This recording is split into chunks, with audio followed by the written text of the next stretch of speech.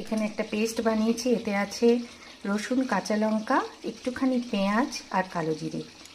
এখানে আছে ঝিঙের খোসা বাটা, খোসাটাকে আগে একটু স্টিম দিয়ে নিয়েছি, নিয়ে জল ঝরিয়ে পেস্ট করে নিয়েছি। কড়াই বসিয়ে এতে দিয়ে দিচ্ছি তেল। এটা সানফ্লাওয়ার অয়েল, যে কোনো তেল, সর্ষের তেলেও খাওয়া যেতে পারে। এবারে তেলটা গরম হয়ে গেলে আমি এই পেস্টগুলো দিই। রসুন, কালো জিরে, কাঁচা লঙ্কা, পেঁয়াজ ওইসবের পেস্টটা আগে তেলের মধ্যে দিয়েছি, দিয়ে এটাকে একটু ফ্রাই করে নেব যতক্ষণ না পর্যন্ত এর কাঁচা গন্ধটা চলে যায়। একটু হলুদও দিয়ে দিয়েছি, সব রান্নার প্রধান জিনিস যা স্বাদ আনে, নুন। এবার দিয়ে দিলাম,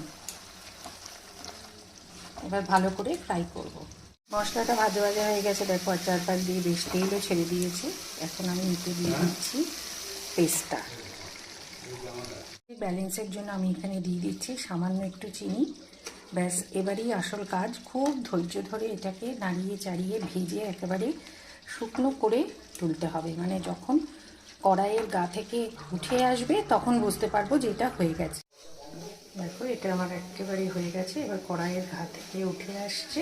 ব্যাস, এবার এটা গরম ভাতে খেতে দারুণ লাগে। যারা খাও তারা তো জানোই, আর যারা খাওনি তারা একবার খেয়ে দেখো।